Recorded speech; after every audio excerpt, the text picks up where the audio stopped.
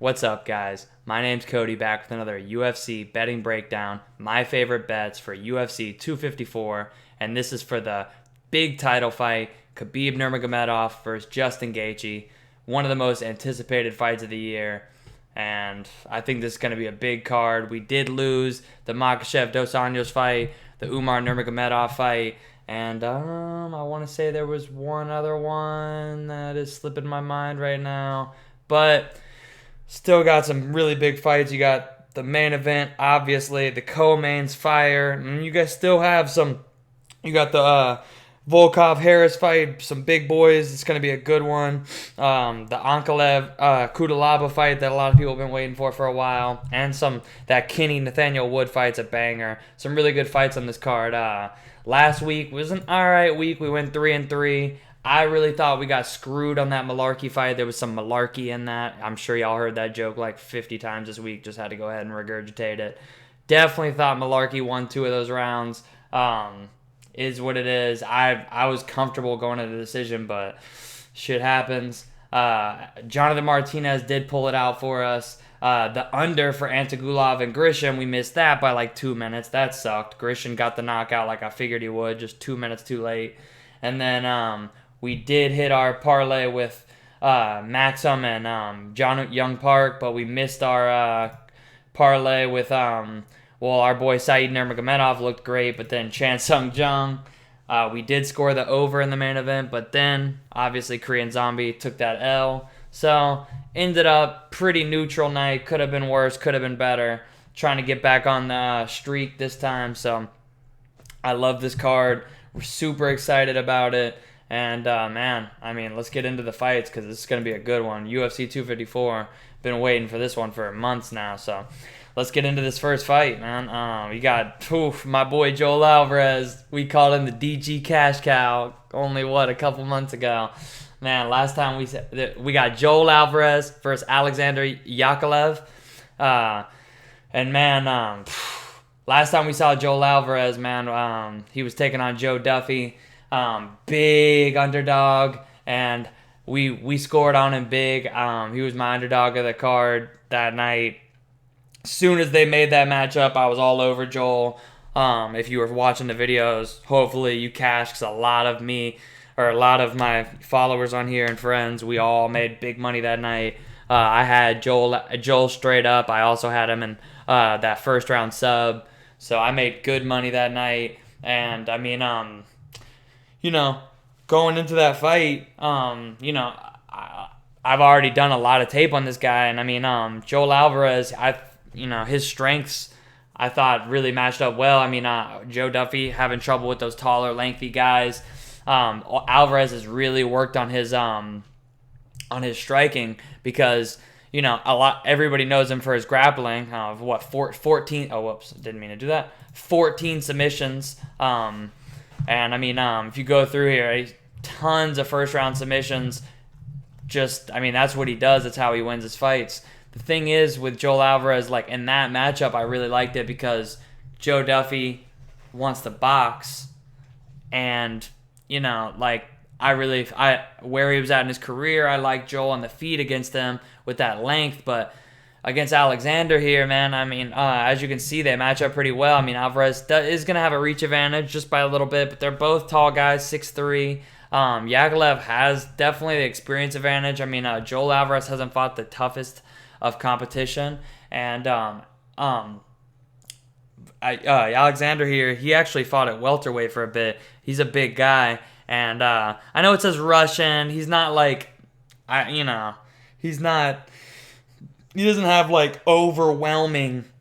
He doesn't have that Dagestani wrestling, but at the same time, I like this guy's wrestling against Joel. I do think in this matchup, it's gonna be tough because while Joel did latch up that nice guillotine on Duffy, that's not really where he gets a lot of his submissions. He doesn't have like for a tall, lengthy guy that's good at jiu-jitsu. He's really like he doesn't have like the greatest guard, and he's not somebody that I want to bet on strictly for like against a wrestler to get a submission off his back. I actually feel like his best path to victory here is to keep it on the feet and just uses improved striking and just kind of chip away at Alexander. The problem, man, is I really feel like, man, Alvarez does not have the greatest takedown defense, and he doesn't get takedowns of his own. So I really do feel like Alexander's going to be able to get him down here. And, man, Joel started out here like 3-1, and it was bet all the way down. I think he's like minus, let me see real quick, because I know that's gotten bet down heavily. He's gotten bet all the way down to like minus 170, and he started at like 275 on a lot of books, 260. I mean, some of these books a little lower, like 225 or 285 on freaking 5 dimes. That's insane. But yeah, the problem, I just feel like the wrestling advantage is all on Alexander's side. And I mean, he is 36 years old. If Joel can keep it on the feet, I do think he's going to win here. That's why I was looking early on at maybe like Joel by decision, because everybody looks at Alvarez's fights and they're going to look and say, oh, well, he's going to submit this guy. That's his path to victory. And I mean, obviously, the submission's always there with Joel, but I really feel like, I've seen like plus 400, plus 500 for Alvarez by decision.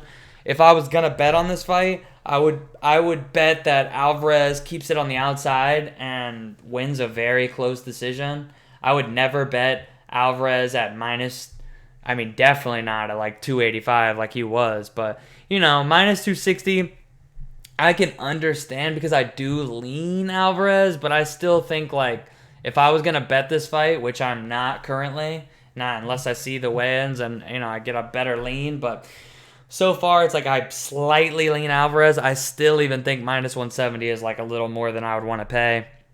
I loved Alvarez at a big plus money, but I don't know, against the bigger, at least I'm going to see on weigh-ins.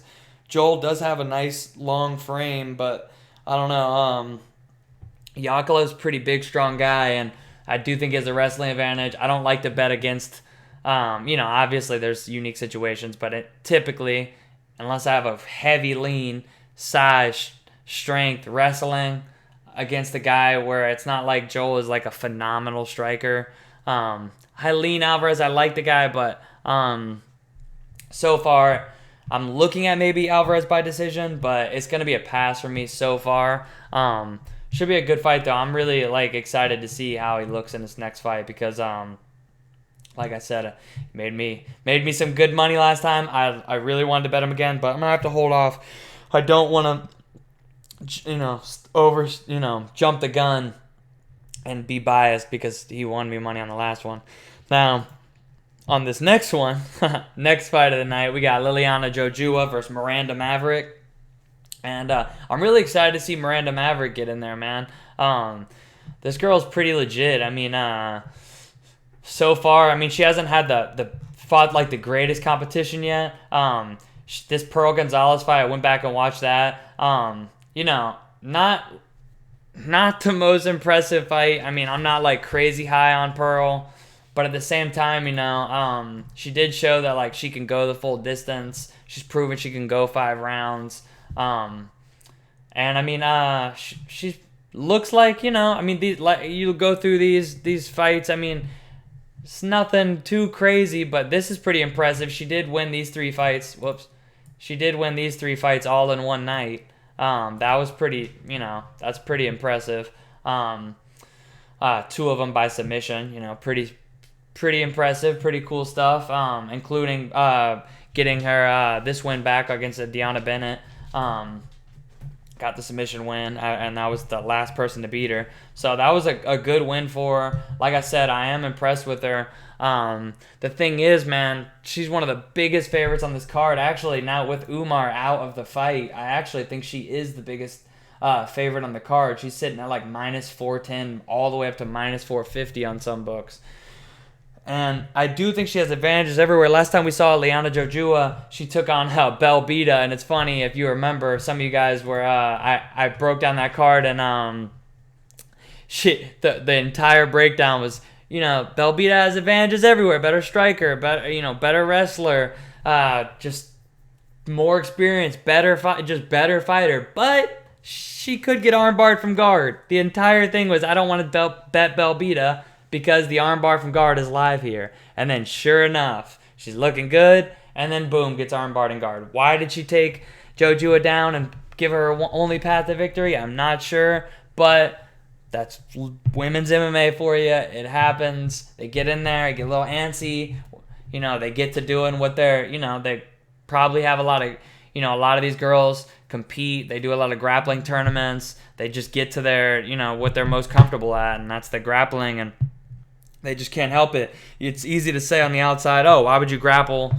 Why would you take the girl down whose only path to victory is a submission? Well, you're in the fight. You don't only have 10 fights, and you go in there and freaking can't help but, you punch yourself into the clinch, and then you do what you do in practice. You go for a takedown, it's there, and now you're in the guard, and hey, those arm bars from guard just come out. Jojua, though, man, you go through her fights, and like I said, Maverick hasn't had the best competition, but if you go through Jojua's, it's like 0-0, 0-0, 2-0, 1-0, and she lost these two. 0-0, 1-3, 3-2, 2-2, 4-0, 5-5, and this was pretty dominating loss here to Sarah Moras. And I just feel like, man, she's had some submissions here in the first round. Again, like, this is one where last time I talked about that her only path to victory, and then didn't jump on it, but 14-1 right now in this fight for Jojua to get the first round finish. Or I love how they have first round finish 1,400, first round sub 1,400, aka she ain't knocking Maverick out. She's not getting a TKO. If Jojua wins this fight, it's 90% gonna be a submission from her guard. You would think, why, if you're Miranda, keep it on the feet. I think Miranda's the better wrestler, better striking, more experience. Like, yeah, they both have relatively the same amount of fights. Actually, Jojua has one extra, but Maverick, she fought a little bit of the better competition, and I just feel like, even though she's a little younger, like, I don't know. Jojua's had a lot of these first round subs, but I don't know. I like Miranda's style a little bit better. I think she has the better potential. I think Jojua is, she's capitalized on a couple of these, like, she's came in as a couple of big underdogs and got those submissions in the first round. And, that's why you don't bet a lower level, newer women's MMA, UFC fighter when they're minus 300, minus 400. This is basic. If you're minus 400, that's saying that she has like an 80% chance to win. And I don't think Miranda wins 80% of the time. I think she wins 70, 65%, 75% of the time. I would lean Miranda here. Okay, maybe you could say 70, 75. I do think she has advantages absolutely everywhere in this fight. She hits harder. She has the slicker striking. She's got the better wrestling. I don't think Jojua can take her down. I think the only way Miranda loses this fight is from a submission off Jojua's back. I would love to believe that Maverick would just do everything except take Jojua down and give her path to victory. But these are two girls that aren't super experienced, and, shit happens in a fight.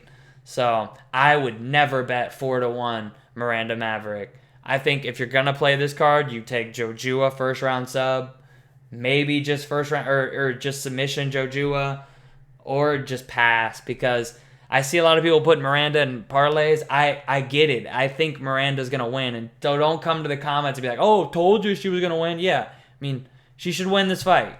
But I don't think, like, when she scrapes out a decision, now the TKO is live. She could TKO her. I like Miranda. Just like 7-2, and you're betting her -4. She's the biggest favorite on the card with 9 fights.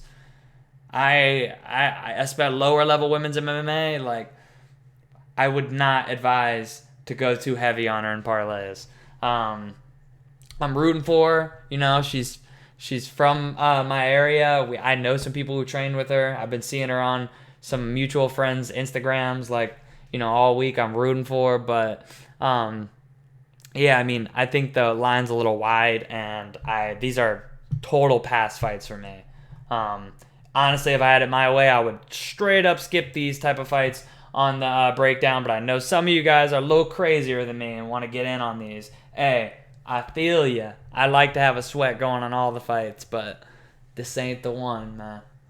Over 3-1 in these lower experience, lower level, new women's UFC fighters. You just got to kind of let it shake out. Let you find out where these girls are really at, and then you can bet them later on. I love betting women's MMA, just not on the lower end. Once they get to the high end and you know where they're at more, because it's just women's MMA is more versatile because a lot of these girls come into the UFC and they have less than 10 fights. It's very rare to get, men come into the UFC unless, and sometimes at like the heavier divisions or, the Corona times, you see it a little bit more often, but you just don't see it as much, especially against like, not only will a lot of these girls have like only, 6, 7, 8 fights, but their opponents who they had these 6, 7, 8 fights against also only had like 3, 4, 5, 6 fights. So it's like they're inexperienced and their experience is against other inexperienced people. So it's just you gotta let them shake out a little bit more before you can really put like your hard-earned money on it.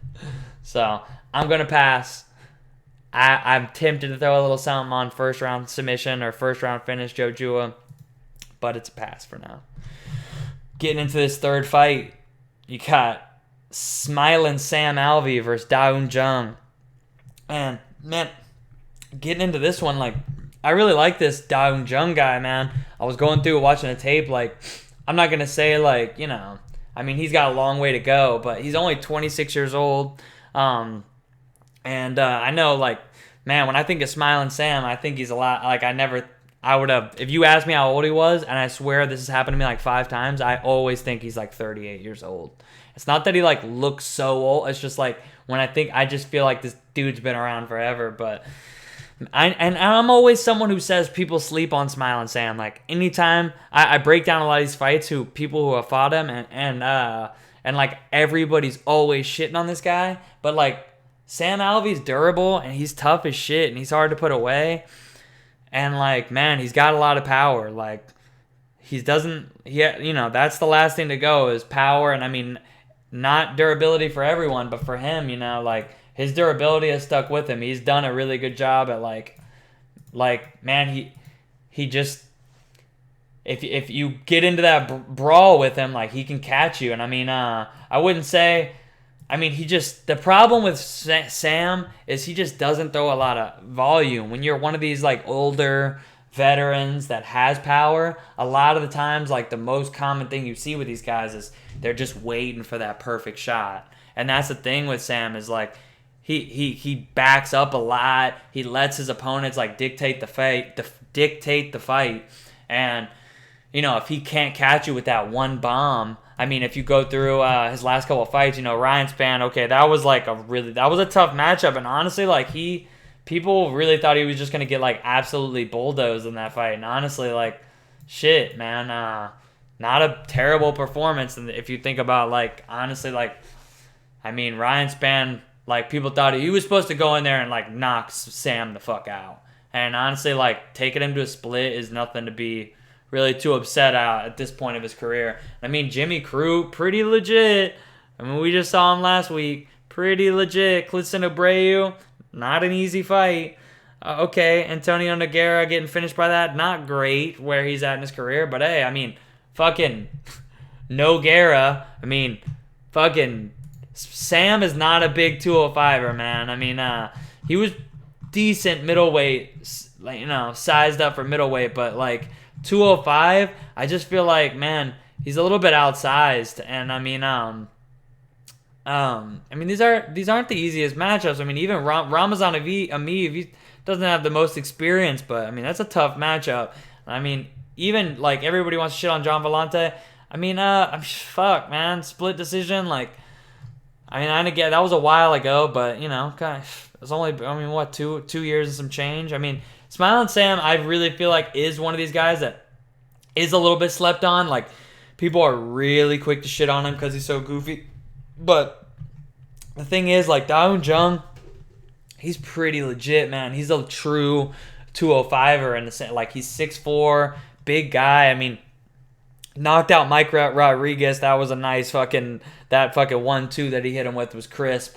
this Khabib Ibragimov fight, honestly, goes down as a finish. But honestly, like, got a little dicey if you think about, like, Cadiz. I mean, that he was undefeated going into that. But, so, it was probably, he came in more confident than, he's been at in his last couple of fights. But at the same time, like, hasn't fought, like, the biggest names. If you go through here, that's so funny. It just says Hulk. I respect the shit out of that. But, if you go down these fights, definitely not the most impressive opposition. But, I mean, getting submitted here by Roque Martinez, fucking big boy. Dude's fighting at heavyweight now. I mean, 7-8 decision, not the greatest losses, but it's been a while. He's got a good streak going. And, I mean, I really just feel like, I don't, like, with the UFC put Smiling Sam, and I know you don't want to read too much into this, but I really feel like even the UFC, man, this started out at like -600 for Jung. Obviously, I'm not going against on the bookies, but I really feel like, man, the bookies, the UFC, they're right on this one. They got a true 205er. This is Smiling Sam who's talking about he didn't even think the UFC was going to give him another fight, which I admire. Like, how can you not like Sam Alvey? His attitude's fucking awesome. I would love to be one of the... I've seen people taking him as a big dog. I get it, the experience. You've been seeing experience coming up big in these Corona fights during these weird times where people aren't having, like, their normal training camps. But I just feel like Dong Jung's just going to be too much, and Sam's going to be relying on that one big bomb. And, I mean, he could land it, but Dong Jung's never been knocked out. He's been durable so far in his career. He's the bigger guy. He's the fresher guy. He's going to have advantages everywhere. He's going to be winning the rounds. And Sam's just got to knock him out. He's literally, like, it's just puncher's... I mean, yeah, I don't want to say puncher's chance on a guy who's as experienced as Sam Alvey. He really is, like... I mean, he's a dog. People like, oh, he's the goofy guy, the smiling Sam. But, like, he's a dog, man. He's no bitch. He's durable. He's hard to put away. I think a lot of people are thinking Jung's just going to come here and knock him out, man. It's going to be tough. I could see this Sam bringing this to decision, but I am going to go down Jung. I'm going to throw him in a parlay. I'm not going to go too crazy on him. The line's pretty wide, but I do think he's going to get it done. I haven't parlayed up with somebody we'll get into a little bit later, but yeah, I got Jung in this one. Don't like to sleep on Sam. I do think he's better than a lot of people like to admit, but just can't put my money on him where he's at in his career these days. So moving into this next fight, you got Alex Cowboy Oliveira, my boy.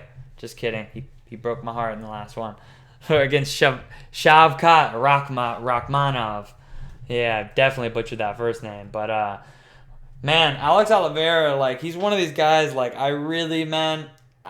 right before his last fight, I was going to lay off it the whole time. And then right before, I said, you know what? Man, I'm going with Peter. I think Peter's going to come in looking better. And you know what? That was my worst pick on the entire card. 3 minutes into the fight, I said, oh, well, that was a terrible pick. I rarely, a lot of times, in this game, even if you get a wrong pick, you're like, I see what I saw. And this is, I stand by my bets. But in that one, I was like, no. Peter just came in. Terrible game plan. He looked super stiff. And Alex fucking came to fight. And that was a great fight for him. Alex Oliveira, man, he's one of these guys that's like, he's hard to get a read on. You never know which one's going to show up. And, I mean, he's another one of these guys like, man, only 32? I could have swore this dude was 45. Just kidding. I mean, he doesn't look bad. He still comes in shape. But, like, this guy, like, he's just fucking vet. I swear I've seen him fight 30 times. And, man, I am just, I've been seeing everyone on this Rakhmonov guy. I hate to say Rakhmonov guy, put a little respect on his name, but 12-0, making his UFC debut, and I went back, watched a couple of his fights. He was supposed to fight Zaleski on this card. Pretty similar matchup, Alex Oliveira.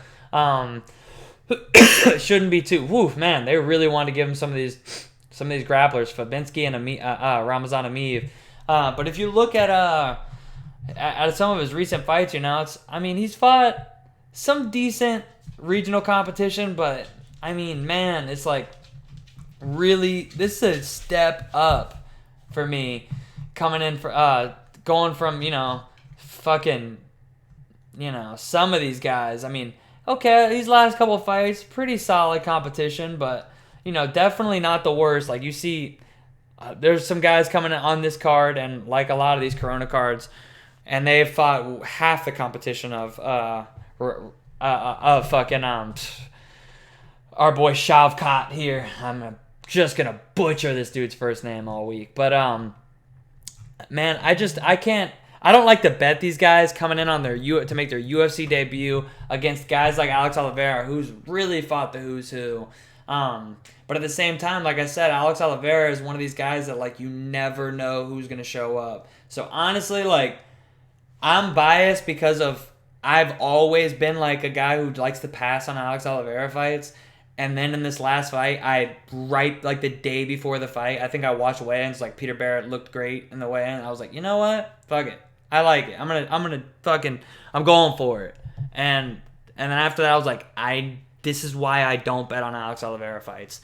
One fight, he looks great. He looks like he is, he's putting shit together. He looks better than ever. And then the next fight, he drops the ball. Like, I don't know. I just, for me, I lean Alex Oliveira. He's just literally fought completely different level of competition. And man, that's huge going into these fights. I just feel like this could, if anything, you maybe look at the under in this fight. You maybe I could definitely see one of these guys getting a finish. Rakhmonov, that's how he wins fights. And Alex Oliveira, we've seen both of these guys get clipped. We've seen both these guys get hurt. I see everybody who's saying Rakhmonov by finish, but this line's jumped around. It's been a crazy one. A lot of people have been asking me for my opinion on this fight, and honestly, like this even more than the Maverick fight. The Maverick fight, because she's a 4-1 dog, or favorite, but this aside from the line, just aside of like just the matchup, this is probably the biggest pass on the card as far as like I want nothing to do with it. I don't like betting UFC debutants taking on big UFC vets, and I don't like betting Alex Oliveira. So I lean Alex Oliveira, but this is gonna be another pass for me. And hate to say it, hate to give you passes, but don't want to bet. Don't gotta force plays in this. You got plenty of fights on this card. Moving on to this next one, I'm super excited about this fight. You got Casey Kenney and Nathaniel Wood, two guys that have been making me some money lately, especially Casey Kenney. And Casey Kenney, like you go through his record, man. This guy losses to friggin' Merab Dvalishvili, only lost in the UFC, and he had this split decision to Adam Antoline, but close fight, good fight, and that was a long time ago. Since then, beat Brandon Royval, beat Vince Kuchera, who's proven he's pretty legit, beat Ray Borg, beat Louis Smoka, beat the shit out of Haile Alatang, even though Alatang showed crazy durability and heart. Literally, that was only 3 weeks ago. That's the one thing that is a little bit to keep in mind here. Even though he beat the shit out of him, out of Alatang, with all due respect to Alatang, because honestly, he earned my fanship, and probably a ton of other people showing just ridiculous toughness. But man, that was only 3 weeks ago, and I know Kenney asked for this fight, so that gives me some reassurance. But the thing is, like, he threw like 1,000 kicks in that fight. Like, I know even if I kick the heavy bag that many times, my leg's gonna be sore for a fucking couple weeks. So you got to think he flew home. He flew home and then flew back. He didn't stay in Abu Dhabi. He flew home, said he had like 10 days to train home, and then flew back. Now he seems like, he asked for the fight, and he's saying, that he's not feeling jet lagged, he's feeling good. And, he seems like all right in the right spot, in the right headspace for the fight, like he's ready. that did give me a little hesitancy. And Nathaniel Wood, getting into him a little bit. He's coming off that win against John Castaneda, won me a little bit of money. And the fight before that was that John Dodson fight. John Dodson clipped him with that punch. Some people said early stoppage, but honestly, I think they saved Nathaniel Wood some further punishment. He really got clipped, and that's nothing to hold your head on, man. Dodson, one of the fastest dudes in the UFC. At that time, considering they let go Dodson, which is kind of fucked up coming off that Merab loss. I didn't think that was necessary. Dodson, super legit, man. He's fought the who's who. Can catch anybody. One of the fastest, fucking quickest, most explosive dudes. Yeah, I mean, getting clipped by him is nothing to hold your head at. But, man, Nathaniel Wood beat Andre Ewell, beat Jose Quinones, Johnny Eduardo. Could not the worst wins, but this definitely his toughest fight. This is his toughest fight. I mean, okay, well, John Dodson right there. John Dodson, which obviously he lost to. Other than that, this is his next toughest fight. So you got to give Kenney a little bit of the experience edge in the sense of Louis Smolka. I know people like to kind of give him shit sometimes, but he's experienced guy who's fought the who's who. Merab, Ray Borg, Brandon Royval. I mean, I'd say Casey Kenney's had the tougher fight so far. And Casey Kenney's going to have the better volume. He's going to have he's going to have the better volume. He's going to have the better grappling. If it gets the mat, I would give Casey Kenney the edge. He's a legit black belt. He's got good wrestling. Even if Nathaniel Wood were to take Kenney down, I see Kenney getting back up. We saw that in the Merab fight. Yeah, Merab took him down over and over. Merab is an absolute machine. Fucking but Kenney showed that he can just get up over and over. I mean, when I first saw this, I thought maybe the line was a little wide. I wanted to talk myself into Nathaniel Wood, especially with the fact that he traveled back home and came back to Abu Dhabi. It was just 3 weeks ago. But at the end of the day, I just feel like Kenney with the volume. Man, I just remember even in that John Castaneda fight, Nathaniel Wood won. It wasn't super close fight, but he was getting clipped up a little bit here and there. And I mean, I sweat a little bit more than I needed to. And I feel like Alatang is a better fighter. And honestly, Kenney dismantled him. I mean, he literally showed that there's levels. When Nathaniel Wood's been, when you watch his fights, if you're a fan, you're betting on him, you kind of got to sweat a lot of times. I like Kenney here, man. I like his style. I really I feel like this guy's got a lot of momentum here. I hope he didn't push it, only 3 weeks, the extra flying and traveling. That I see why that could lean somebody to want to take the shot at the underdog, but I just feel like the volume, the cardio, the grappling advantage. Nathaniel Wood, this fight is at 140 catch weight. And even though Kenney's a little taller, he has fought at flyweight. I think Nathaniel Wood might, he's just a thicker guy. He probably hits a little harder.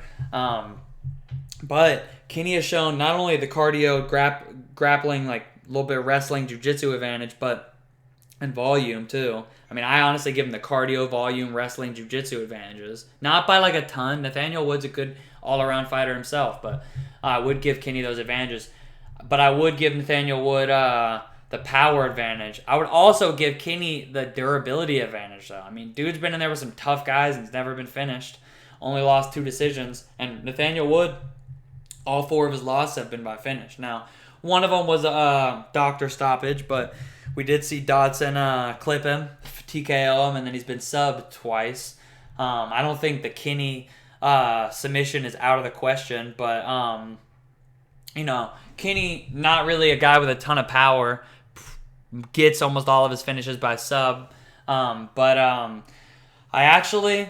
think Kenney's going to get it done. I think it will be a competitive and close fight. I did pair Kenney up in a small 2-leg parlay, and I also took Kenney by decision. I think Kenney is going to win this fight with volume. He's going to mix in a little bit of grappling, even if he can't get Wood down. Nathaniel Wood's not an easy guy to take down, but even if Casey can't take him down, or even if he can only get him down, once or twice, I think that if he just makes him think about it, wears on him. I think the cardio and I think Kenney should definitely be winning the second half of the fight. As long as he can steal that second round, I think Kenney's going to take the decision here. I don't think he'll finish Wood, even though Wood has never lost by decision. Doesn't typically go to decision either way. I think Kenney, he is a sub. Like, a lot of people are thinking if he wins, it'd be by sub. But I really feel like, a plus money by decision. I got him at, like plus, like 130 or plus, I could check. It's like Kenney by decision.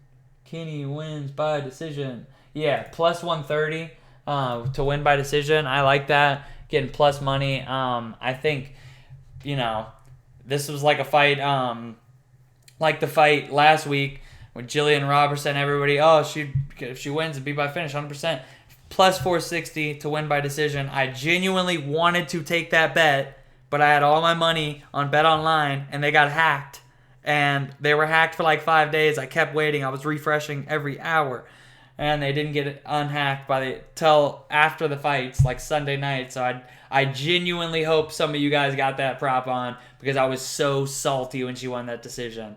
I was like, I knew I should have just fucking put money down on another book. But I was heavy on Bet Online. I've went heavy on there, and then I've had some really good nights. And now I'm like, oh, fuck it. I'm going to just withdraw my others and use fucking Bet Online. And what do you know? They get hacked. But I got Kenney here by decision. This is going to be a very good fight. I don't blame you if you want to take a shot on Wood.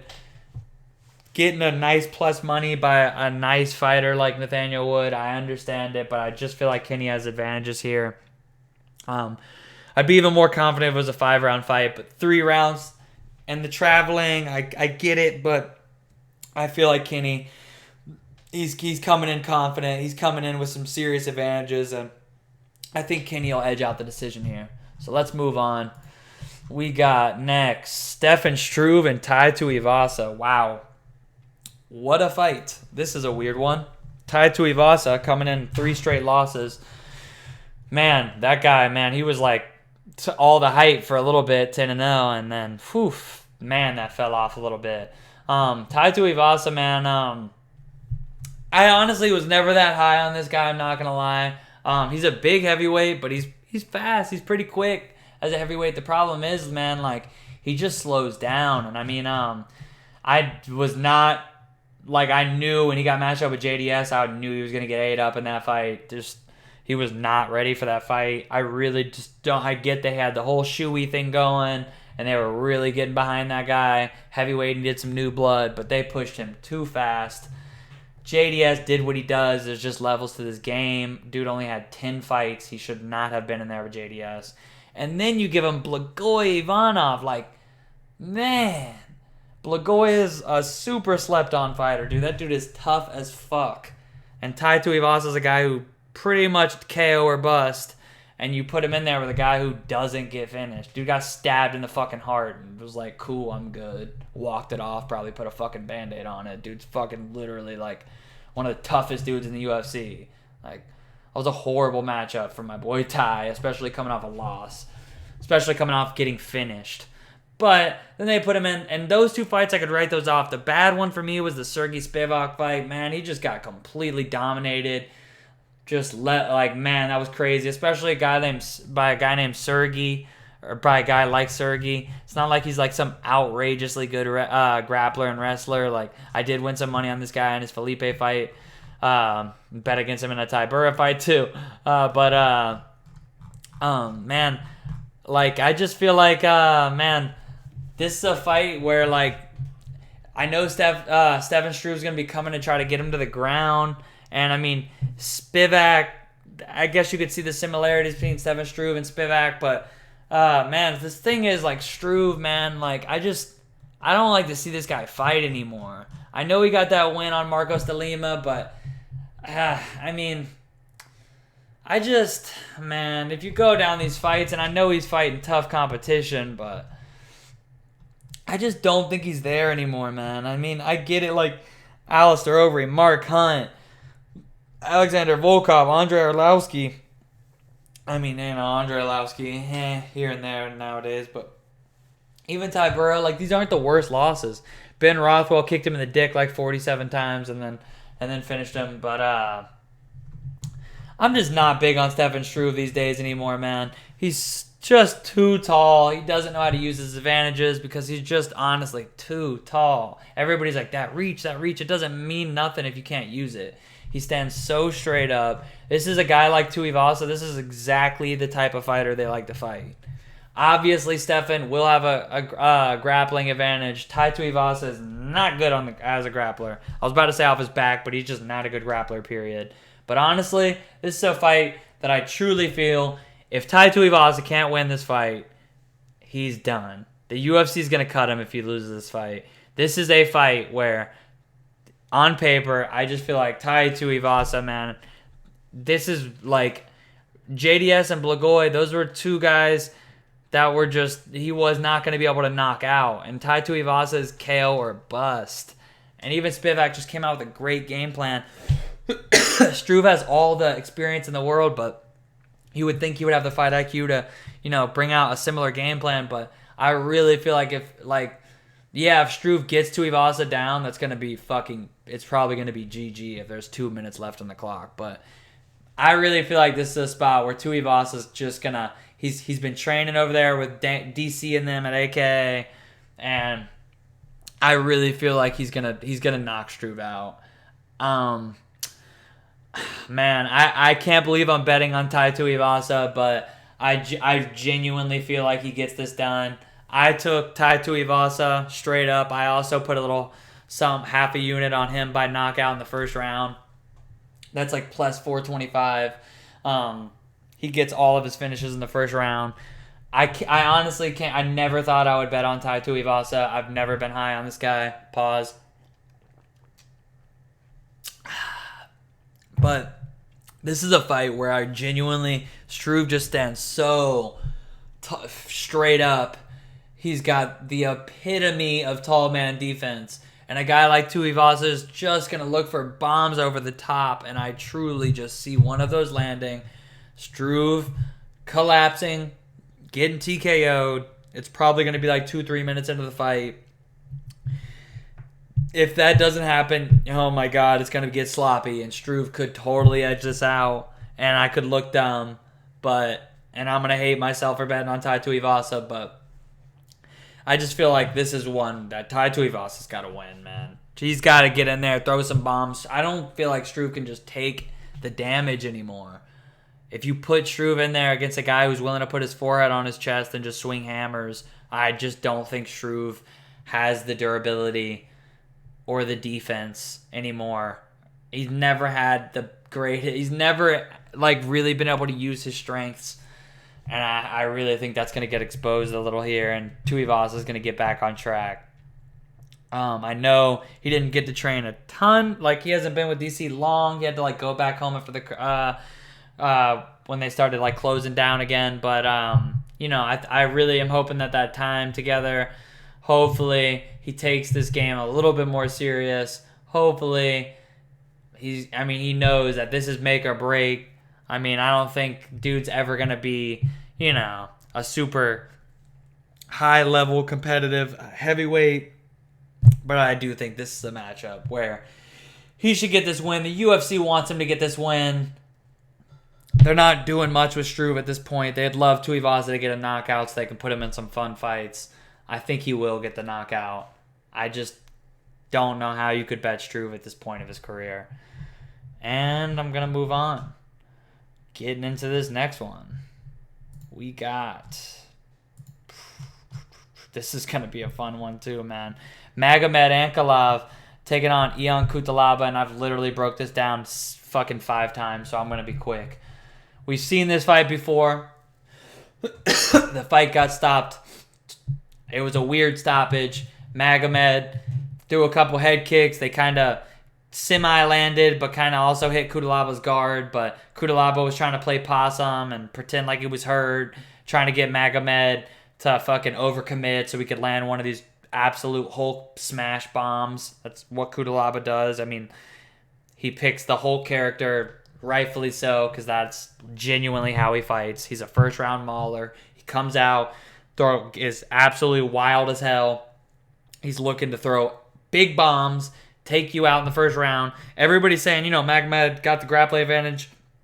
He does have the overall grappling advantage. But Cutelaba's wrestling's not bad. It's just the fact that he can't do it for 3 rounds. When he went in there against Khalil Roundtree, he did what he had to do. Took Roundtree, put him where he needed to, took him down, smashed him. His wrestling isn't bad. It's not that I think Ankalaev's wrestling is so much better. I just think he's the more polished fighter. Magomed he's a legit threat, man. That loss to Paul Craig, that was with 1 second left. That was insane. I seriously am, so suspicious. This man seriously had Paul Craig by submission in the 3rd round or something. I'm a conspiracy theorist. How do you tap to a triangle with 1 second? And I'm not the guy that questions fighters, bro. Everybody on this card would literally beat me into the fucking dirt. I'm just, let alone a 205 or let alone a fucking stud like Magomed. I'm just saying, I've been in a million triangles. I've been in triangles from 270-pound men. A second, bro? You ain't gonna have your neck broke. I get Paul Craig's got a dirty tight triangle, but bro, the fight was won. You ain't a triangle's really man, you know how tight it has to be for you to tap with 1 second? He lashed that up and tapped in a half a second. He just had to literally last 1 more second, and he's 14-0 right now. I don't want that if that's not a conspiracy, his corner has they should have been fired on the spot. If I'm his corner, I'm literally yelling out that entire last 10 seconds, just hold on, just survive, just don't let Paul Craig do the only thing that he could possibly do. Literally, oh man, it's a mind fuck. But anyways, Magomed, he's the better striker. He's got the better gas tank. He's just the more polished fighter. And I really feel like Cutelaba's got a round to do this, man. And I'm seeing some people like to take the fly on Cutelaba. If you're going to take Cutelaba, I just think you take first round knockout because, maybe you hedge a little second round, but I just don't see it. I think Cutelaba's got to, knock him out in that first round, Hulk smash him. If it gets out of the first round, he's just not very dangerous once you take him to, past 6-7 minutes. He slows down majorly. He's a tough guy and he's going to fight. He's going to keep going, but just his style is not built to fight more than a round and a half. And I feel like Magomed is just going to expose him here. Unless, he goes out there. Hey, in that last fight, they just traded. And it was a dumb stoppage, but, that's not how you want to fight Cutelaba, to be honest. Even though, I feel like, if you're playing possum a minute into the fight, it's a little bit of, showing your hand to, I can't really beat this guy straight up. I got to lull him into, some sort of trap so I can hit him with this one bomb, because if you just go strike for strike or fucking, turn this into a mixed martial arts match, Ankalaev's going to win. He's better everywhere. Cutelaba has to turn it into a fucking street fight. He has to turn it into a brawl. And he has to just clip Ankalaev with some huge right hand. Otherwise, Ankalaev's going to win. He's going to be one of my more confident plays on this card because there's not any locks. There's no locks in MMA, but there's not a whole lot of easy, ridiculously confident plays, I should say. So Ankalaev's going to be up there with one of my more confident plays.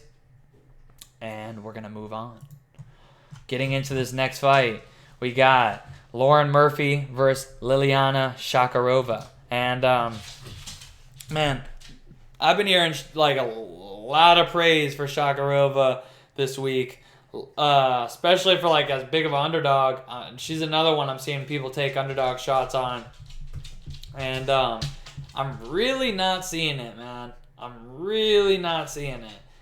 MMA Lab, man, they got a great gym going on right now, man. They got some momentum. They're looking great. All their fighters come in fucking great shape.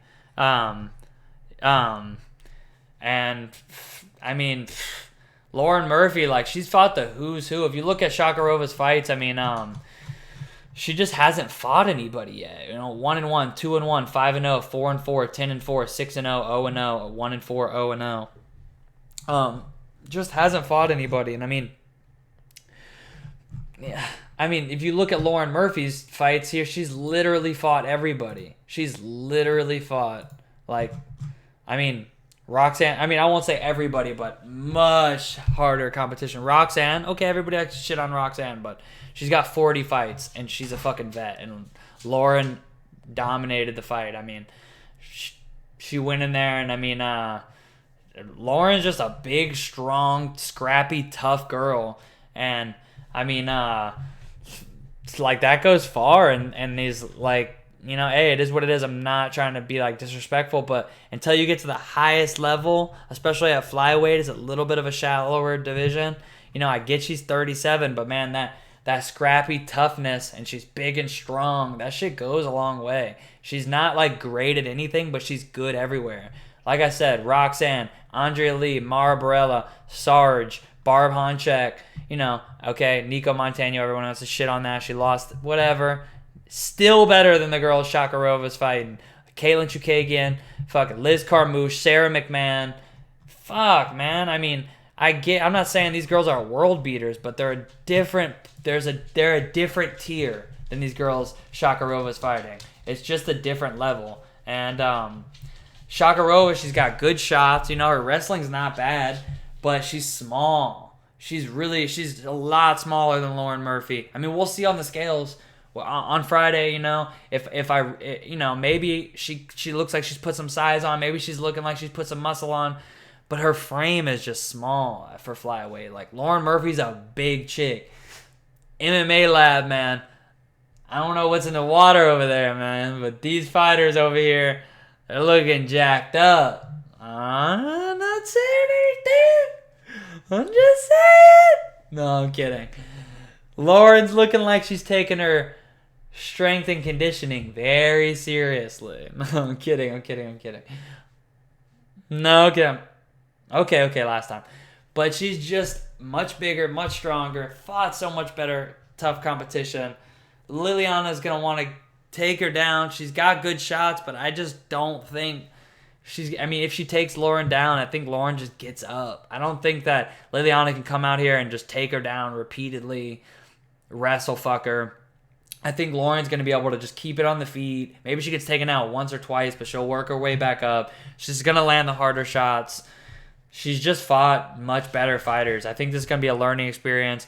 Maybe it'll be like a close decision. Liliana will look good, get some good, like her stock will go up in a loss, but this ain't the underdog pick. I mean, hey, if you're going to bet women's MMA, I mean, this is tipping into, I would say Liliana, but Lauren, she's a proven, I know I would say like a little bit on the lower end women's MMA, but at the same time, Lauren, like I said, man, she's fought some tough girls, and she's pretty proven. She's not great anywhere.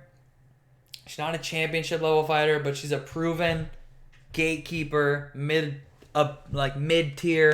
And Liliana's not there yet, and maybe Liliana will have more potential in a couple of years. But as of like right now where they're at, I think this is a good matchup for Lauren Murphy. Lauren Murphy, who was she supposed to fight? Yeah, she was supposed to fight Cynthia Calvillo, and that would have been a tough fight because Cynthia, she'd have been looking to take her down too, but she's just, man, she can chain her shots together. She's just much more like physical. Even though she comes in with a size disadvantage herself, like, I would have been more confident in her to be able to like consistently bring the fight to the ground. I just don't think Liliana is going to be able to like control Lauren. Lauren is a big, tough, scrappy bitch, and I got Lauren. No disrespect, because I'm a fan of Lauren. So yeah, give me Lauren by decision. Not gonna bet that. Another pass. Hate to say it. You got to give me a real strong lead, or it's got to be a nice juicy underdog for me to bet these until you get to the higher level women's MMA. And we're going to move right into this next fight. We got Phil Hawes against Jacob Malkoun. And this is a weird fight, man, honestly. You got two guys that, I'd say they're most known for who they trained with. I mean, Phil Hawes, guy, used to train with John Jones, used to wrestle with him. And then you got Jacob Malkoun, who's, there's no way he's on this card if he doesn't train with Robert Whittaker. And that's no disrespect. I'm just saying 4-0. I genuinely don't remember the last time that I saw. I mean, you don't even see women's MMA women's MMA fighters coming into the UFC with only 4 fights like that. Even that's rare. Men's MMA with 4 fights, that's so rare. You don't see that. You only ever see that when it's like a boxer, kickboxer coming to MMA. So he has like a ton of experience in other combat sports. 4-0. This dude, I mean, I was trying to find some tape. It's so hard to find the tape, and a little bit of tape you see. It's like I wanted to find a way to take the underdog here because Phil Hawes, the guy, he's got a lot of power, I mean, he's super explosive. You can see that the second you start watching this guy, you're like, okay, yeah, kind of saw this coming. Super explosive, super powerful, can knock you out, but what's his durability like, man? He's one of these guys, he doesn't have a ton of experience himself, and when you've seen him, see adversity, it just hasn't gone well. And all these fights that he's won, it's just been like, if he can bully you, it's going to be like he can do that all day. But, and losing to Andrew Sanchez, okay, Andrew Sanchez ended up winning the show. There was nothing wrong with that. But, he got head kicked by Julian Marquez. Okay, Julian Marquez, pretty legit too. I mean, he had that Alessio De Chirico split. Darren Stewart, some decent fights. I still think Marquez, not a bad fighter. Pretty, nothing, especially this was 3 years ago. That's nothing. You can get past that. It's not that I'm holding that against him too much. It's just every time it seems like you've seen Hawes see some adversity, I'm not gonna say he crumbles, but we haven't seen that he can push through it yet. Maybe that's something that we'll see later on in his career, but so far we just haven't. And obviously we haven't got to see that yet with Jacob because he's only had 4 fights.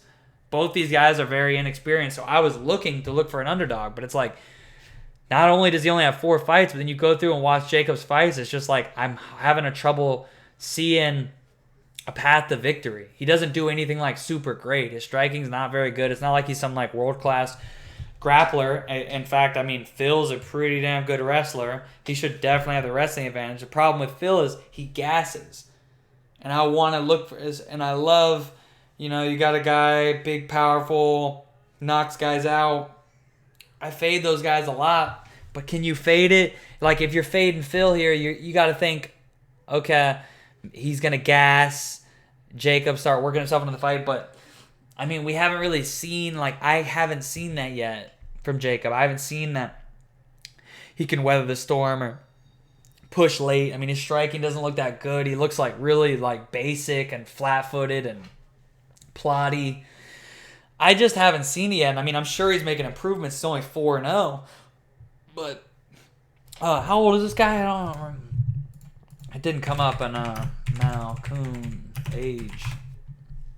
Do they have his age on here? Because I couldn't find his age on Tapology. I couldn't find his age. Yeah, I don't know how old this guy is, but this is a fight where I just feel man, I hate to give y'all so many passes, but I just feel it's Phil's fight to win, but he gasses. But do you want to take a guy who's only got 4 fights? And then, it's 3-1, 8-4, 5-4, 1-0. Eternal MMA, Wall of Gong Wars, Hex Fight Series. He hasn't fought anybody. These are 2 guys we don't know. We have no idea where these guys, if you bet on this, you just go play fucking blackjack or something. This is just straight up gambling if you bet on this. Okay, we make bets, but we make educated bets.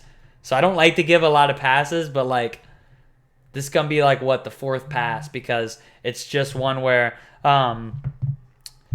it's just there's not enough information on either of these guys. This is Phil Hawes, the guy that I'm actually maybe, like my angle, maybe it's a live bet. Phil goes in there, puts the work on him in the first round, but you start to see, like, we don't know what Jacob's gas tank's looking like a ton. I mean, we'll see what he looks like on the scale, but Phil's a guy we do know has gas tank problems. So maybe you get a crazy good line after Phil puts the work on him in the first round.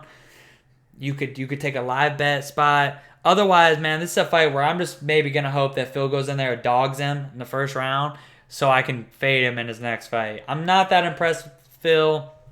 Not trying to be disrespectful at all. I do think that this is a guy that's going to have some trouble later on. I just don't know if Jacob Malkoun's going to be the guy to do it.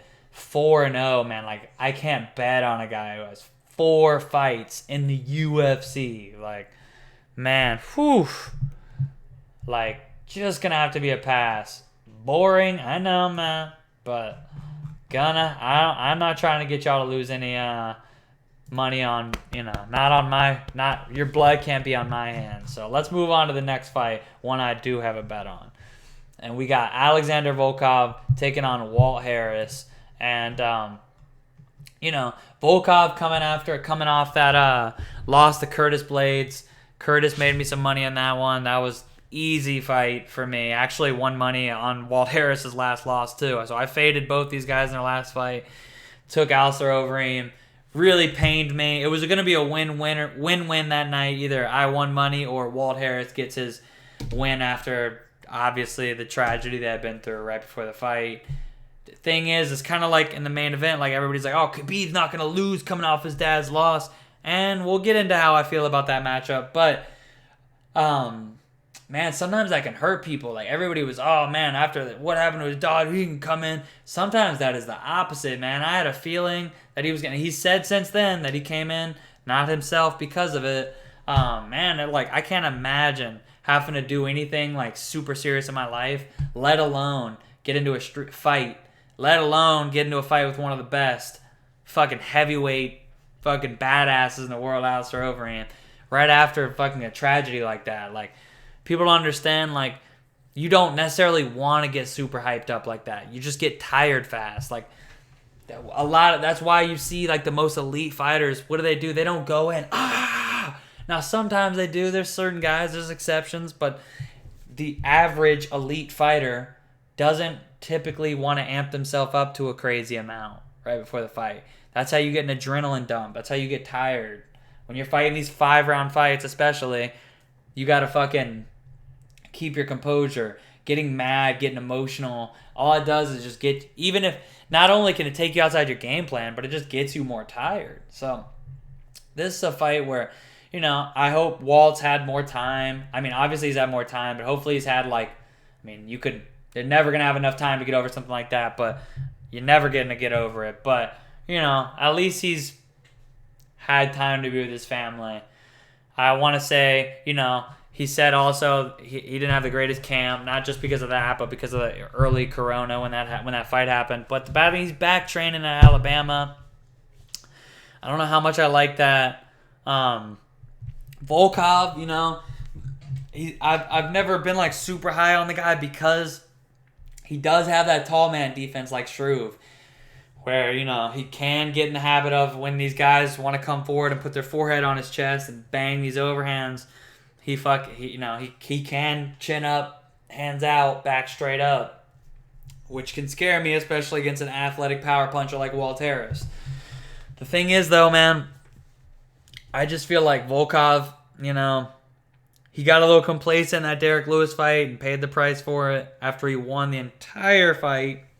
As a Derek Lewis fan, that made me happy, but it still, broke my heart for him. Like, that fight just slipped right through your fingers. That's a heartbreaker, and when I first saw this, ooh, that could be a fight. I thought maybe Walt Harris would come in as a big underdog, and maybe the knockout prop would be, really high because he'd maybe come in 2-1 underdog, and, people would, be high on Volkov, which would give me, the knockout prop for Walt Harris, maybe first-round knockout, because I feel like that's Walt's really only chance. He hasn't showed the greatest gas tank. I really feel like Harris got to knock him out in the first round here. He's definitely the more athletic guy, Definitely has a ton of power. Definitely can catch a tall, lanky guy who has that tall man defense like Alexander Volkov. In that first round, I'm going to be sweating. But I got Volkov here. He's just a better mixed martial artist. I mean, 31-8, 13-8. Both have 8 losses, obviously. But Volkov just, I mean, you know, I'm not even I don't read a ton off the record, but I'm just saying, you know, that 18 at more wins, you know, same amount of losses. Just got a lot more experience, you know. And, I mean, even then, he's 5 years younger. And I don't think Volkov is, like, shot by any means. I mean, he's taken some punishment, but not, like, a ton. And Walt Harris, I just feel like, you know, if he was going to make these improvements with his cardio, which is clearly, like, his big hole, like, he's saying he's working on his wrestling. He's saying he's been getting to, you know, they've been telling him at his camp, oh, we turned you into a grappler. But I just can't buy that. Like, 37 years old, I just feel like if we would have seen that by now. And I know Curtis Blades did put out the blueprint to beat a guy like Volkov, to beat Volkov, but I don't feel like Walt Harris can duplicate that or can replicate that. I mean, he could take Alexander down if he really wanted to, but if he gets to a wrestling-heavy game plan, I feel like he's going to just all the more reason he'll gas. The first round is definitely, like, going to be a fucking sweat, but I just feel like second half of the fight, Volkov is just going to be piecing him up. Double the volume. Cleaner striking. Even if Walt gets him down, it's just going to take so much energy from him to wrestle Volkov. I really just feel like, man, Walt's just got holes in his game, and you know, freaking just. I feel like the line should be wider, but people are on Walt because, like, you know, if you want to root for the guy. Even I feel guilty voting or rooting against the guy, or not rooting against him, but betting against him, because, I mean, seems like a super nice, super good guy. He's been through fucking hell. I'll always be a fan, but I'm not only using my money, but I have friends and you know, homies and you guys who are listening to this, and I'm not gonna, you know, this is all of our money. So the pick is Volkov. You know, you could take Volkov by decision, but I'm gonna lay off a prop because if Walt does get to wrestling in the first round, I could see him gassing. I could see Volkov TKOing him late. I got Volkov tied up into a parlay, and that's rather than go on a prop for him, I'd rather parlay him. I got him. I'll get into who I paired him up with at the end, but I do feel like Volkov should get it done here, and it'll be a sweat in that first round. I can understand. Maybe if I'm having a good night, I get to the end. Maybe I see something at the weigh-in. Walt's looking great, or Alex isn't looking good.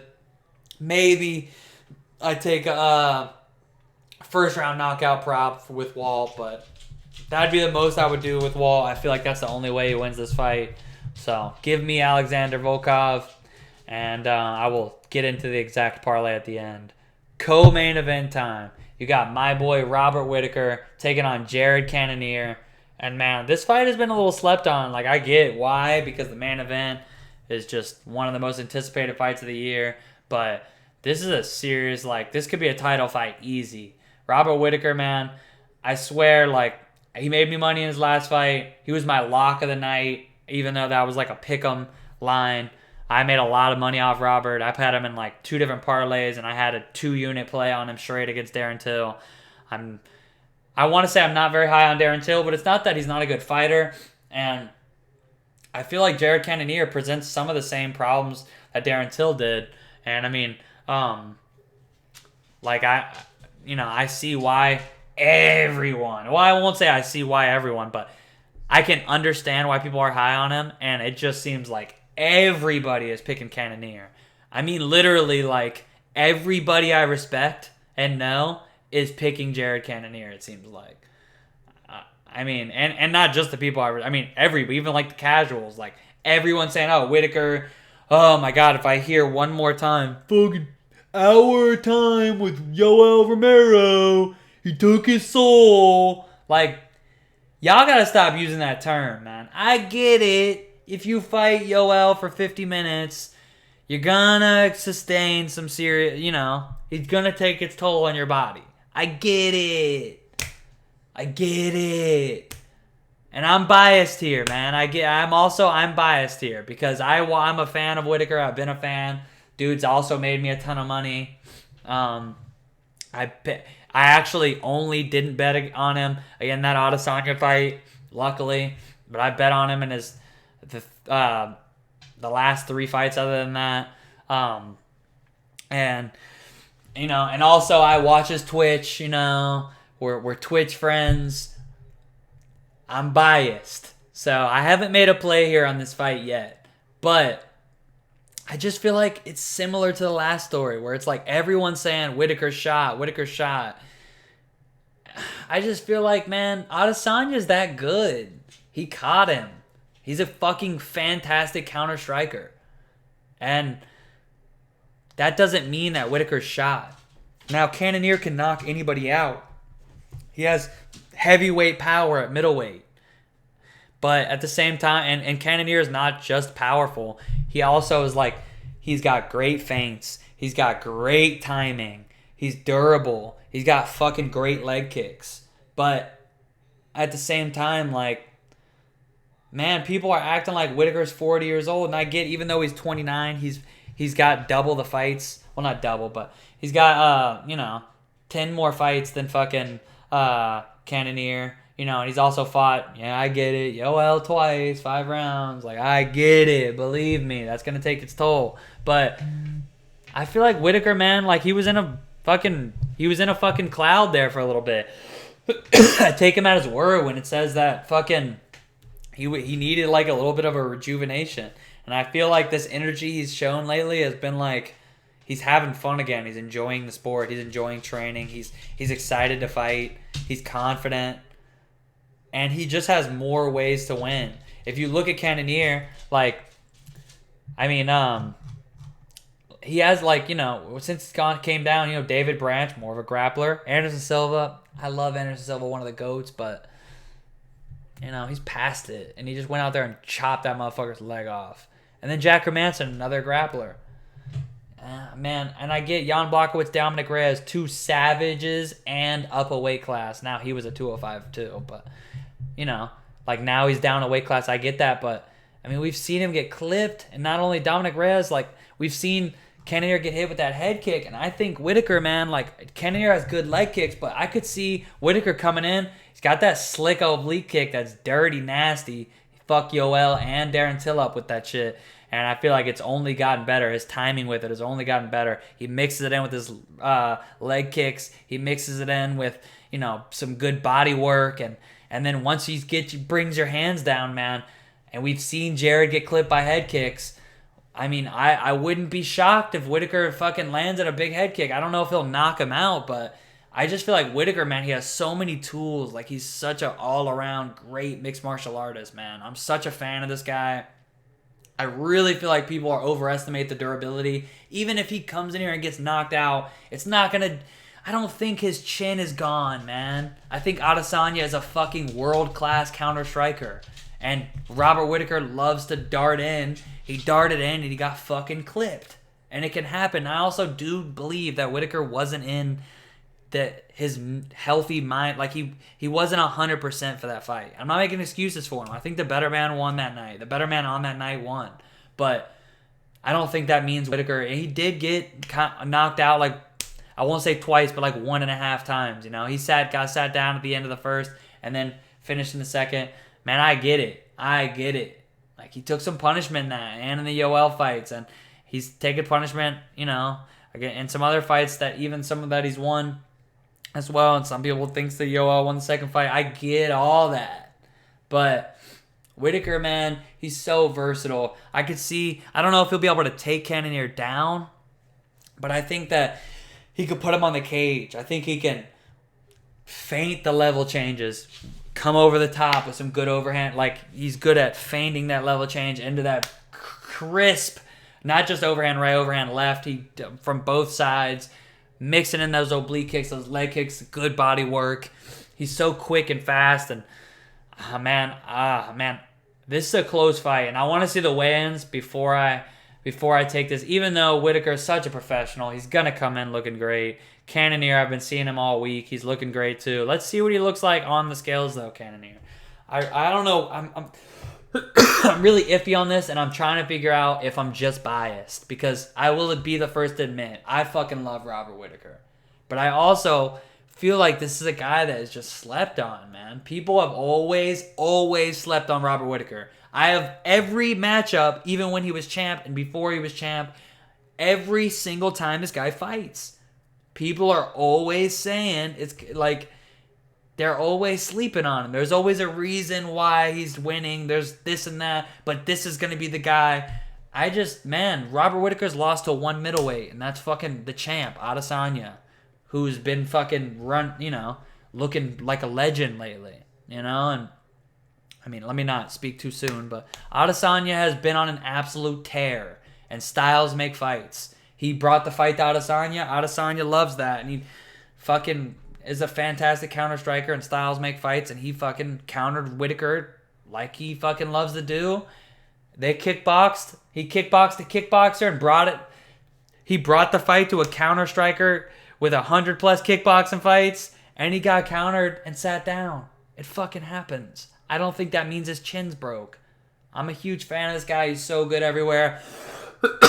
Man, I lean Robert Whittaker. I'm leaning the slight underdog at Robert Whittaker, and I am alone on this one.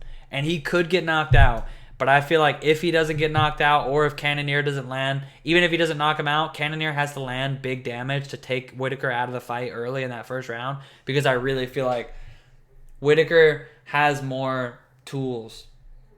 And I don't know, man. I just feel like this is a guy that people just never really realized how good he really is. And this isn't going to be a confident play. This is a super back and forth. And I'm biased on this. I like Cannonier too, man. The dude's fucking good vibes, man.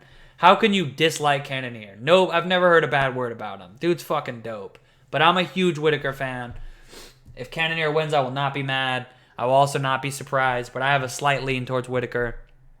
If the line was a little bit wider, I would definitely be taking a shot, but since it's so even, I'm going to wait. I'm going to watch the weigh-in. We're going to see.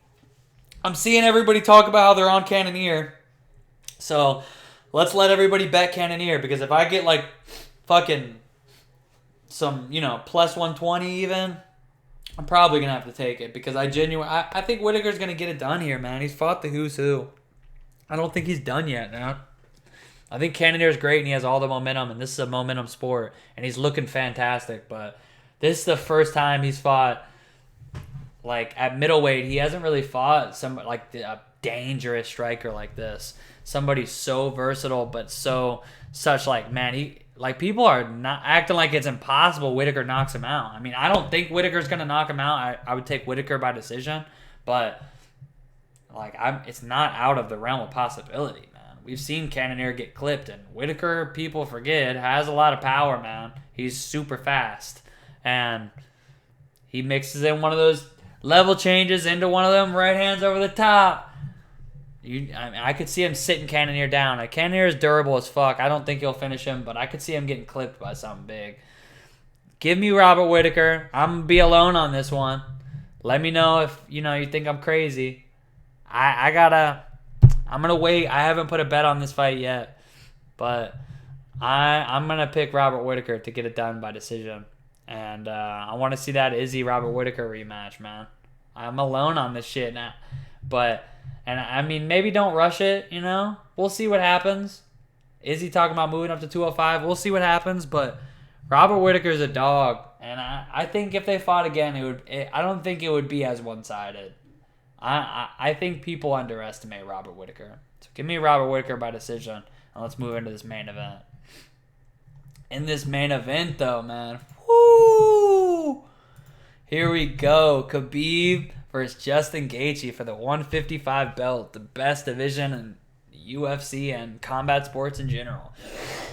Now, 170 and 135 are right there, but this is the division, man. And, man, where to begin? You got Khabib, pound for pound number one. Best fighter in the UFC right now, best fighter in MMA right now, active. Now you could say John Jones, Demetrius Johnson, Anderson Silva, GSP, whoever you think's the GOAT. But as far as active MMA right now, Khabib is number one. Please give me a solid argument. He's the most dominating MMA fighter in the game right now. I mean, I guess you could put Amanda Nunes right there, but if you factor in strength of schedule, it's not very close. It's Khabib all day. And a lot of people are making a lot into the fact that, he just lost his dad. And, I've seen both sides where a lot of people are like, he ain't going to lose, man. How could he lose? He just lost his dad. If anybody could push through, it would be Khabib. But people really should not use that as a pro. It's not a pro to me. It could be a pro, it could be a con, but it's like a neutral for me because you also have to factor like if I'm betting Khabib, I want Khabib that's fought the last 28 times, not a new version of him. I don't need him to change anything. I want the Khabib that fought the other 28 times, not Khabib's going to be fucking new level now. He's fucking fighting for his dad. No, I don't want emotional fuck Khabib because even if that doesn't change his actual style, it could just tire him out more because he's fucking emotional. Like emotions equal adrenaline dump equals fucking fatigue.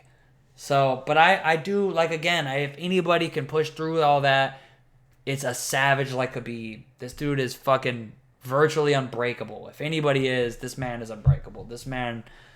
Like, you've heard it a million times. This dude, I don't need to get into wrestling bears. But yeah, man. This dude ain't no normal guy. This dude is built different. I use that term a lot. But, bro, this man is built different.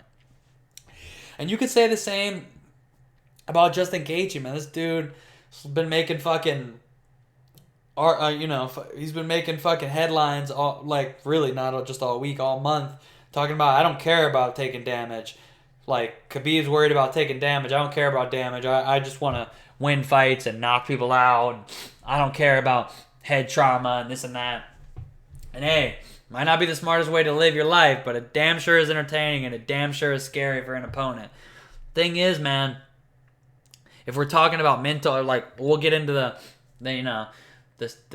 fucking physical, but as far as the mental, it's like, if you've been watching lately, I haven't really, while we're talking about this, haven't loved the things that Justin's been saying this week, man. If you watch the press conference, I feel like he's showing a little too much respect to Khabib, man. Yeah, Khabib's in there like, oh, he's a fantastic fighter in the first round like Conor McGregor, but after the first, he's a little average. And then Justin's just sitting there quiet.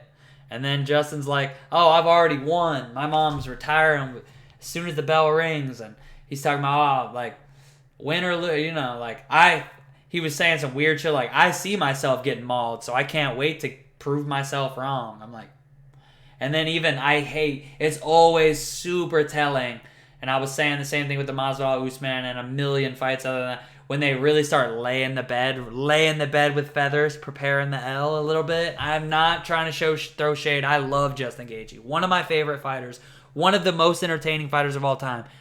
My dad has been recently, going down the MMA loophole, trying to get into it because it's all I talk about. We've kind of reconnected over the years lately. And first fighter I told him to look up, Justin Gaethje. If I'm trying to get somebody to get into MMA, Justin Gaethje going to be one of the first ones I send them. I fucking love Justin Gaethje. But I don't love when people are saying these type of things before the fight and they're saying things like Khabib was talking about, I want to take him down 100 times, and Justin there asked Justin about the strike, and Justin's like, well, it doesn't sound like he wants to strike much. He's kind of trying to pull I bet you won't strike with me. Same thing Conor and Michael Johnson and Quinta, everybody who fights Khabib and everybody, who fights Usman and everybody who fights these overwhelming wrestlers, they try to play oh yeah, he's going to have to be fucking sniffing my crotch because, he doesn't want to stand with me, but want to stand like a man. Now, Justin hasn't gone to that extent to say it like that, but he's still kind of pushing that. And when he said that, it doesn't sound like he wants to strike much. It's like, you should have said, now, I don't like to read too much into these, but hey, when it becomes right before the fight and they're next to each other, and Justin's been saying, oh, fucking, I don't care what he wants to do. I'm going to keep it on the feet, knock him out. But then when they're next to each other, Khabib's like, I'm going to take him down 100 times. And Justin's like, oh, well, he doesn't want to strike. Oh, like, you should have said, oh, well, he thinks we're just going to be grappling, but I'm going to keep it striking. Or I'm going to keep it on the feet. It's like he was conceding that Khabib was going to be able to dictate where the fight went. It's like, what do you mean y'all are going to be grappling because Khabib said you are? Isn't that your choice because you're just going to fucking sprawl and bang his head off? Again, I don't like to read so much into these things, but you can't help but notice it, man. And it says something for me. It's not everything. It's not as much as the physical breakdown, but it says a little something when fighters are saying, oh, I've already won, win or lose, and this guy, he don't want to stand and trade with me. He doesn't want to. And then what happens 8 times out of 10? You see that guy come in, he wrestles him. Oh, well, he wouldn't stand with me. It's like, it's kind of a way to set yourself up for a loss, look a little less bad for the fans. It just is. Like, when you give yourself no out, and you're like, oh, he wants to grapple, but I'm not going to let him. Like, he thinks that's what we're going to do. It doesn't matter. I'm going to knock him out. That's the fucking way to be. And then even while we're on this again, I want to get off this, get to the fucking stylistic breakdown. But, you know, again, you don't want to read too much into this, but Justin Gaethje always saying, oh, he's been done so many interviews saying he thought Tebow won. People overestimate the fact that Khabib's never lost a round.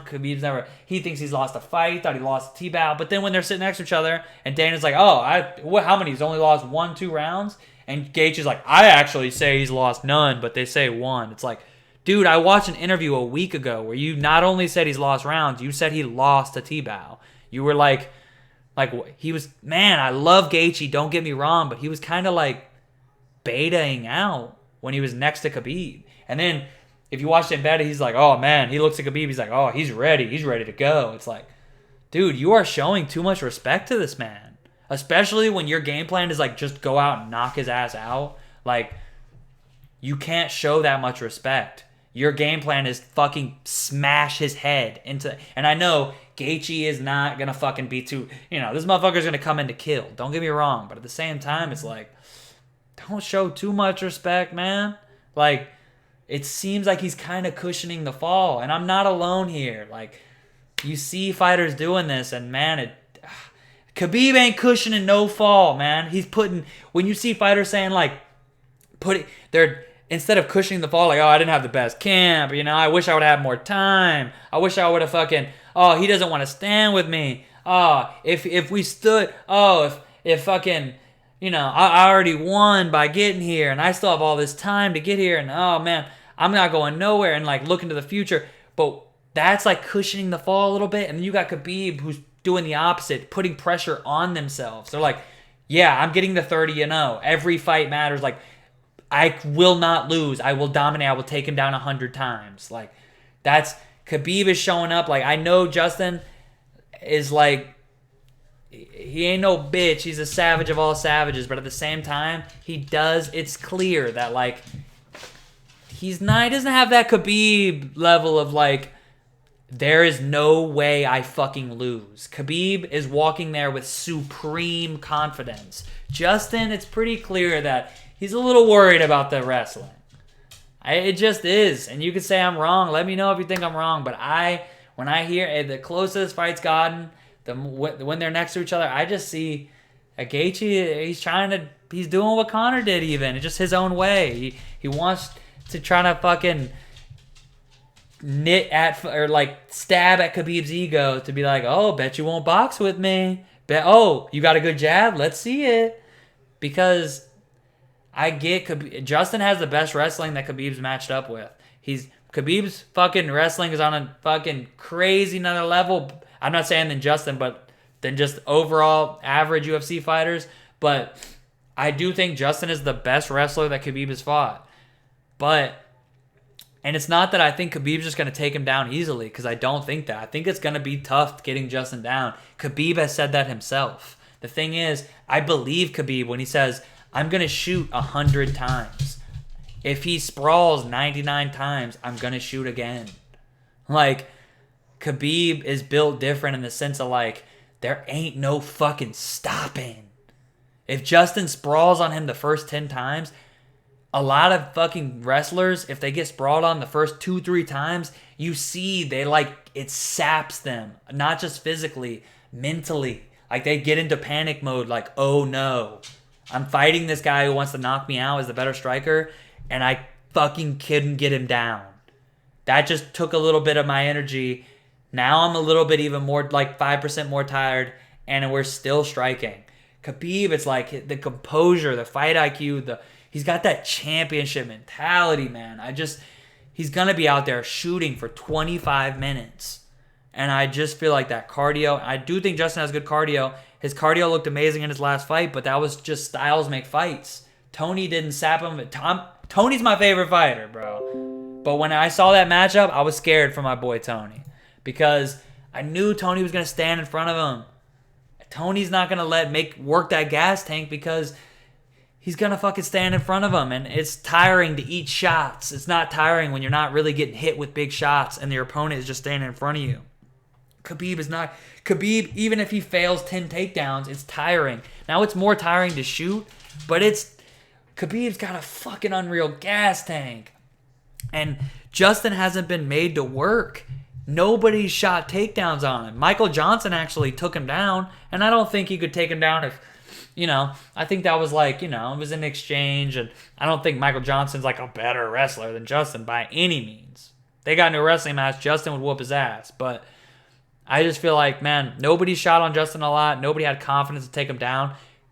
Khabib has superior confidence. He's going to go down there. He's going to shoot. And another thing is Khabib's fucking striking is underrated. He's got a fucking fantastic jab. He's a good striker. Like, it's unorthodox. And I'm so tired of people saying his striking sucks. It does not suck. He has a very good jab. And his defense is very good. And his grappling is so good that it opens up his striking. That knockdown he had on Conor was not fluke.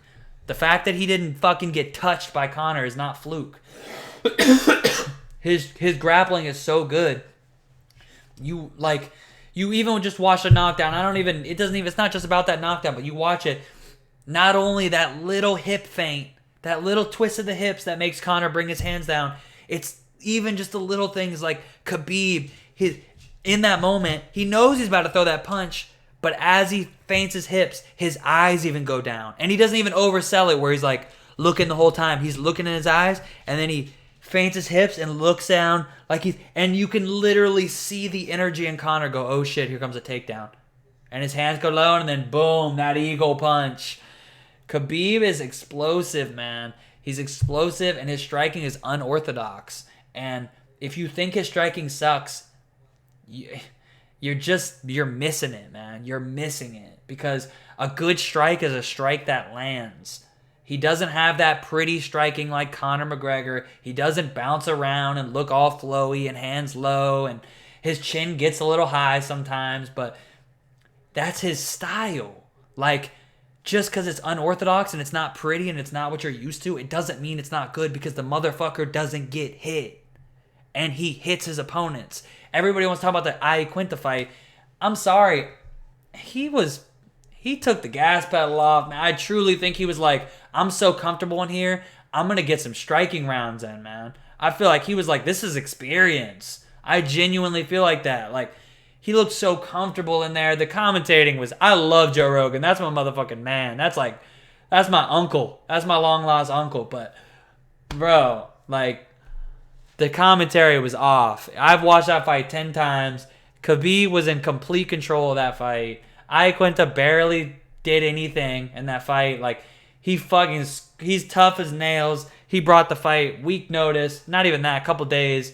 He did great, but I'm just like, he didn't have Khabib in any danger. Khabib was comfortable. He did what he wanted to do. He decided, I'm not saying he could have taken Al down whenever he wanted to, but he just looked like he was like, okay, I'm good here on the feet. He was jabbing Iaquinta's fucking nose off. And so, I don't think he had, he didn't feel like he needed to scramble to get him down. He felt like, I'm safe here, whatever. Let's go 25 minutes and get some experience. I genuinely felt like that's what he was doing. And that's just how I felt. So, a lot of people have been saying this line's wide, but like I said earlier, minus 400 would mean that you think Khabib wins 80% of the time. Minus 325 would mean like 70%, 70, like low 70s, I think that's pretty accurate. Justin has to knock him out, man. Not even to mention the fact that we're in Abu Dhabi and Khabib is an absolute, like, y'all underestimate. This man is a global superstar, but in the Middle East, this man is a fucking hero. These dudes worship the ground he walks on. Some of y'all don't know. Some of y'all don't understand how big this man is over there. So if it's even a close decision, it's going Khabib. Like, these judges aren't picking against him unless Gaethje knocks him down 3 times. So I don't think that's going to be necessary. I think Khabib's going to genuinely win the fight, but if it's close, it's even more reason to want to side with Khabib. I got Khabib here. The line's a little wide, so I'm going to have him in a couple parlay. Or I don't mean wide as in too wide, but I'm saying, minus 325. He's going to be a parlay piece for me. I don't think you're crazy to hedge it with Justin by knockout. Sorry, I've been a little sick these past couple of days. That's why this video is a little late. I'm a little sick if you're not noticing right now. Sorry for the sniffles, but I just feel like, man, I don't know how people can just pick against Khabib, man. He's giving me no reason to pick against Khabib. I can't pick against Khabib. If there was a guy I would, it would be Justin. I think him or Tony, the only people who have a fucking shot to beat Khabib, but I don't see it happening. I got Khabib. And let's get into the bets. It's going to be a great card. I'm super fucking excited. Waiting for the weigh-in. I thought I would have a lot more bets on this card. Had a couple fights get taken off. I was going to be a crazy person. At least I was really considering taking a flyer on Dos Anjos before that fight got pulled. But we'll see when that fight gets rematched up. He was 5-1 underdog, so can't sleep on my boy Dos Anjos. But so far, I have Kenney by decision. I have Tuivasa to win. I have Tuivasa first round KO. I have Ankalaev and Volkov in a parlay. I have Ankalaev, Khabib, Volkov in a parlay. And I have Kenney and Jung in a parlay as well. Those are my 6 plays so far. And I'll probably have... there's a couple more I'm looking at. I really want to put it on. I really want to take my boy Robert. I'm just trying. I want to watch the weigh-in. I want to get every piece of information I can because that's a close fight, man. And I'm trying to make sure I don't bet with my heart. But it's going to be a great card, man. I'm going to be live on Twitch. I might have my boy Randy Brown, UFC fighter, in there with me. We're going to be live on Twitch. My Twitter will be below in the caption if you want to give me a follow there where I always tweet out my bets and I just talk MMA. I'll be live on Twitch, so we'll just be watching the fights and fucking talking MMA. As always, I do that every card. Sorry this video ran long as hell. There will be timestamps. I appreciate y'all. Hey, if any of these cards was going to go this, or any of these videos were going to go this long, UFC 254, I know I've just been blabbering on, but I really do appreciate y'all. Let's win some money. It'll be a fun card. Hopefully y'all come through and hang out on Twitch. I appreciate you. Make sure you leave a comment and like the video if you enjoyed the breakdown. And even if you didn't, let me know in the comments why you fucking disagree with my picks and why I'm so stupid and all this shit. Love it. I always respond to every comment. Love the fucking hate. Love the love even more.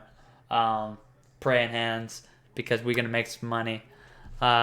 Shit, yeah, let's enjoy the fights. Good luck. If you're betting against me, good luck anyways. And shit.